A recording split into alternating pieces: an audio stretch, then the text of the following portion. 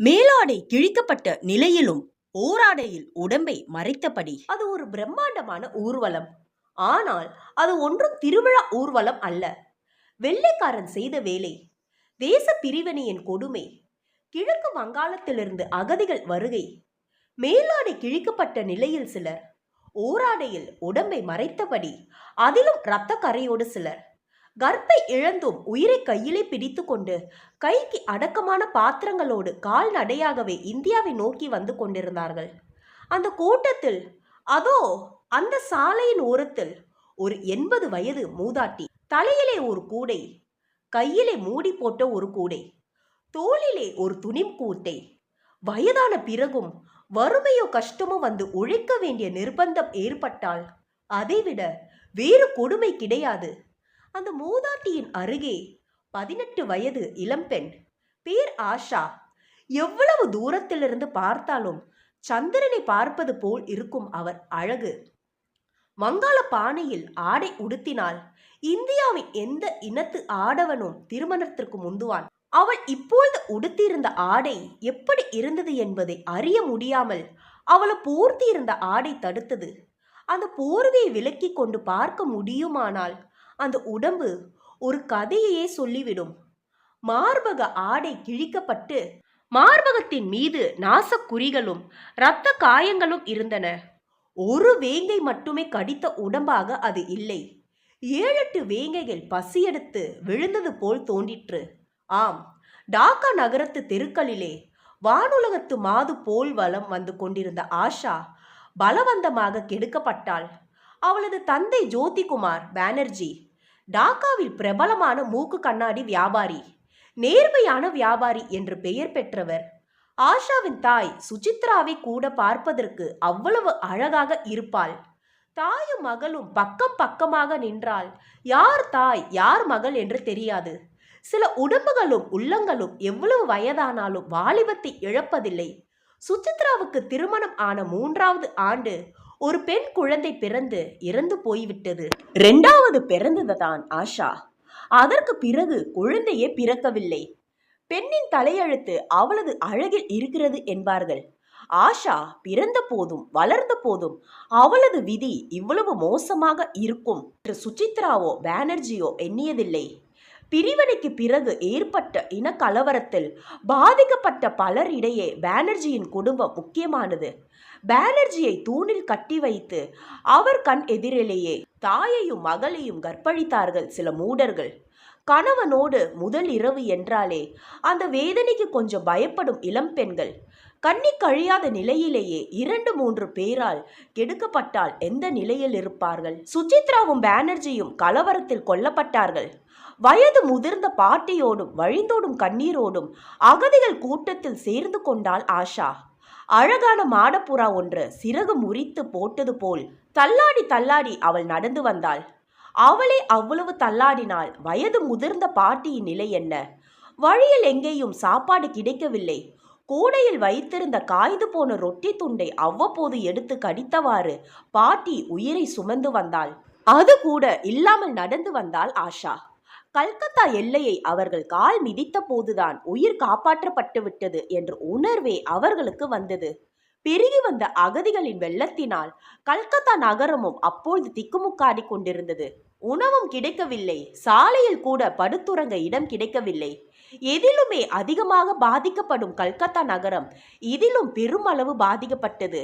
1000 தான் தங்களுக்கு கஷ்டம் இருந்தாலும் அவமானத்தோடும் துயரத்தோடும் வந்துவிட்ட தங்கள் சகோதர சகோதரிகளுக்கு கல்கத்தா நகரம் கருணை காட்டிற்று.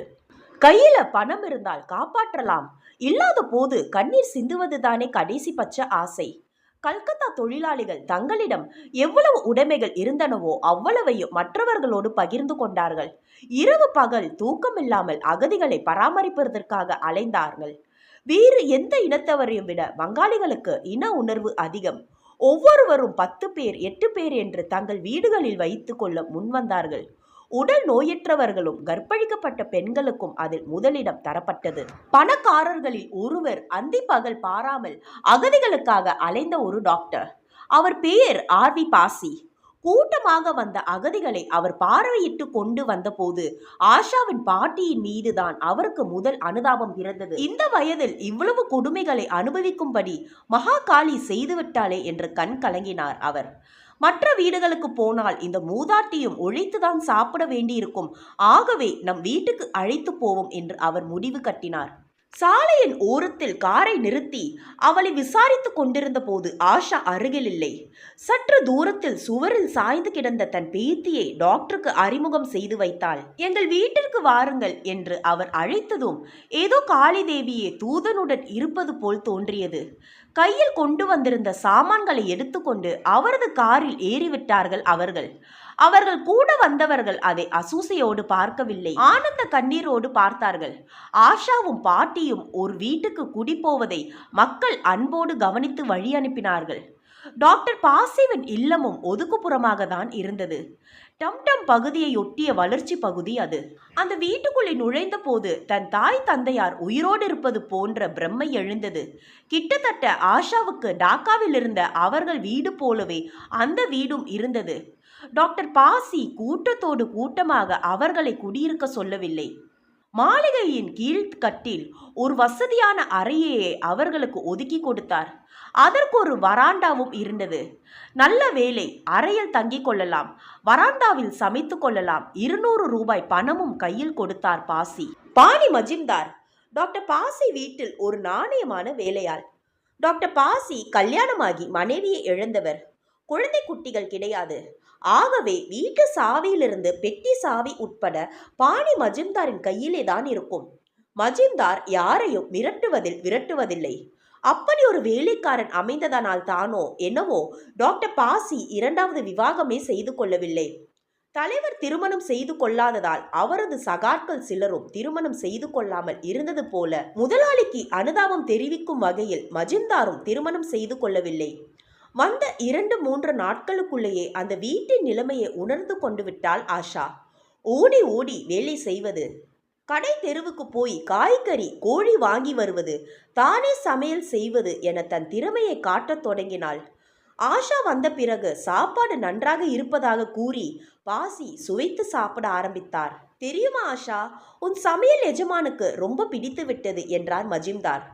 12 வயதிலிருந்தே எங்கள் வீட்டில் நான் தான் சமைப்பேன். வீட்டு வேலை பார்ப்பதற்காக என் அம்மா என் படிப்பை கூட கெடுத்து விட்டாள் என்று நாணி கோணியபடி சொன்னாள் ஆஷா. சரி சரி, எஜமானுக்கு சேவை செய்வது மகாகாளிக்கு பூஜை செய்வது போல. இனிமேல் நீதான் அவரை கவனிக்க வேண்டும் என்றார் மஜிம்தார். அதைவிட சந்தோஷம் வேறு எனக்கு என்ன இருக்கிறது? துள்ளி குதித்தாள் ஆஷா. ஆஷாவின் அழகிலே அப்படி ஒன்று பாசி மயங்கிவிடவில்லை. அந்த கட்டத்தை அவர் தாண்டி வெகு நாட்களாகிவிட்டது. ஆனாலும் தனிமையின் நெடிய துயரம், இனம் தெரியாத துயரமா அவருக்குள் இருந்தது. அதுவும் இரவு நேரம் மட்டும்தான் அவருக்கு புரிய. மற்ற நேரங்களில் அகதிகள், நோயாளிகள் கவனம் என்று கவனத்தை மாற்றி கொண்டு வருவார். இப்பொழுதெல்லாம் அவரது படுக்கையை தட்டி போடுவது, ஆடைகளை மடித்து போடுவது எல்லாமே ஆஷாதான். அவள் வேடிக்கையாகவே செய்தாலும் அதற்கு ஒரு உள்நோக்கமும் இல்லை. அப்படி ஒரு உள்நோக்கமும் இருப்பதாக டாக்டர் பாசி நினைக்கவில்லை. வெகுளித்தனமான பெண் என்றேதானே அவர் கருதினார். ஆஷா அவ்வளவு பழகியும் டாக்டர் பாசிவின் மனதில் தப்பான நினைவுகள் எழவில்லை. நன்கு பக்குவப்பட்ட மனம் அவ்வளவு சீக்கிரம் கரைந்து விடாது. ஆனால் நாளாக டாக்டர் பாசிவுக்கு தானும் மனிதன்தான் என்பது புரிய தொடங்கியது.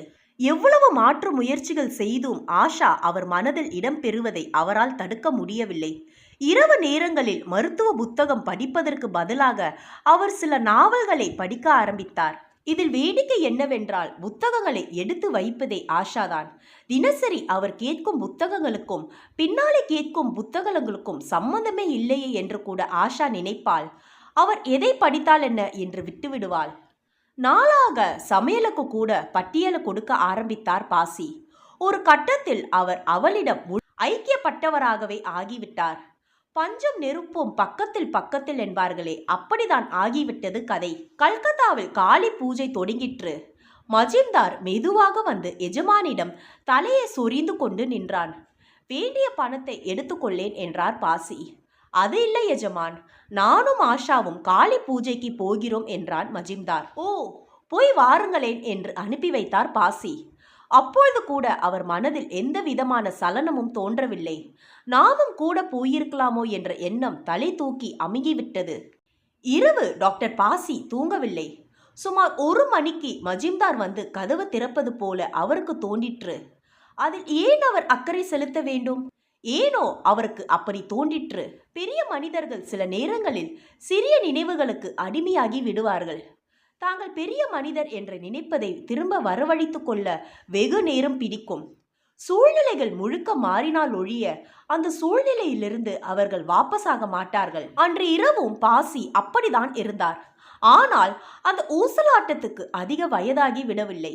என்ன நடக்கிறது, எப்படி நடக்கிறது என்பது தெரியாத டாக்டர் பாசி ஆஷாவுக்கு ஒரு கடிதத்தை எழுதி அதிகாலை 4 மணிக்கெல்லாம் பூனை போல எழுந்து நடந்து அவள் வைத்திருந்த கூடைக்குள் போட்டு விட்டார். மறுநாள் காலையில் மறுபடியும் தலையை சொரிந்தும் நின்றார் மஜிந்தார். இப்பொழுது வேண்டியதை எடுத்துக்கொள்ளேன் என்றுதான் அவர் சொன்னார். அதற்கில்லை எஜமான், 7 நாள் லீவு வேண்டும் என்றான் அவன். 7 நாளா, எதற்கு என்று அவர் சந்தேகமாக கேட்டார். தயங்கி தயங்கி பதில் சொல்ல முடியாத ஊமையாக நின்ற அவன் திரும்பி ஜாடை காட்டினாள் ஆஷா. திடீரென்று ஓடி வந்து பாசிவின் கால்களில் விழுந்தாள். பாசிவுக்கு புரிந்துவிட்டது. கண்ணீர் விட அவர் விரும்பவும் இல்லை. அவர்களை ஆசீர்வதித்தார். நெஞ்சுக்குள்ளே அந்த கூடை, அந்த கடிதம் என்று 2 சத்தங்கள் கேட்டுக்கொண்டே இருந்தன. ஆனால் அதை திரும்ப எடுக்க அவர் முயற்சிப்பதற்குள் அவர்கள் கூடையோடு காளி கோவிலுக்கு சென்று விட்டார்கள். காளி சன்னதியில் திருமணம் முடிந்து குங்குமம் இட்டு கொண்டு மஜிம்தாரின் வீட்டுக்கு திரும்பினாள் ஆஷா. இனிமேல் கூடையல்ல எதற்கு, தூக்கி எறி என்றபடி கூடையை தூக்கி போட்டான் மஜிம்தார். தான் பத்திரமாக சுமந்து வந்த கூடை அல்லவா, அதை பத்திரமாக எடுத்து திறந்தாள் ஆஷா. மேலாக ஒரு கடிதம் இருந்தது. ஆஷா திகைப்போடு படித்து பார்த்தாள். திகைப்பு அதிர்ச்சியாயிற்று. ஓடிப்போய் அப்படியே மஜிம்தாரிடம் காட்டினாள். கடிதத்தை படிக்க படிக்க மஜிம்தாரின் தலை சுற்றிற்று. மயக்கமுற்று விழுந்தான். சரியாக 7 நாட்கள் ஆகிவிட்டன. மஜிம்தார் விடை பெற்று போய். அவன் இல்லாமல் வீடு எப்படியோ ஆகிவிட்டது. நானே போய் அழைத்து வருகிறேன் என்று நண்பனிடம் சொன்ன டாக்டர் பாசி காரை எடுத்துக்கொண்டு மஜிம்தார் வீட்டுக்கு சென்றார். கடிதத்தை பற்றிய பயத்துடனேயே காரை நிறுத்தினார். ஆனால் அங்கு வீடு ரணகலமாகி கொண்டிருந்தது. போலீசார் ஆஷாவை கைது செய்து கொண்டிருந்தார்கள். ஏன் என்ன என்று உள்ளே நுழைந்தார் பாசி. இறந்து போன கணவனின் சடலத்தை 7 நாட்கள் உள்ளேயே வைத்திருந்து இந்த பெண்மணி பூஜை செய்திருக்கிறாள். அது நாற்றம் எடுத்த பிறகுதான் தெரிய வந்தது. ஆகவே இவளை கைது செய்கிறோம் என்றார்கள் போலீசார். போலீசாருக்கு டாக்டர் பாசிவிடம் மரியாதையும் பக்தியும் உண்டு. உடனே டாக்டர் பாசி பிணத்தை சோதிப்பது போல் சோதித்துவிட்டு, யார் சொன்னது, இது நோயின் நாற்றம், நேற்றிரவுதான் இறந்திருக்கிறான் என்றார். போலீசார் உடனே சல்யூட் அடித்துவிட்டு வெளியேறினார்கள். கண்ணீரோடு மஜிம்தாரின் சடலத்தை நெருங்கிய பாசி அந்த சடலத்தின் கைகளில் இருந்த ஒரு கடிதத்தை பிடுங்க முயன்றார். கஷ்டப்பட்டு அதை பறித்த போது அவர் காலடியில் விழுந்தது கடிதம் மட்டுமல்ல, ஆஷாவும் கூடதான். இந்த ஸ்டோரி உங்களுக்கு பிடிச்சிருந்துச்சுன்னா லைக் பண்ணுங்க, சப்ஸ்கிரைப் பண்ணுங்க. தேங்க்யூ.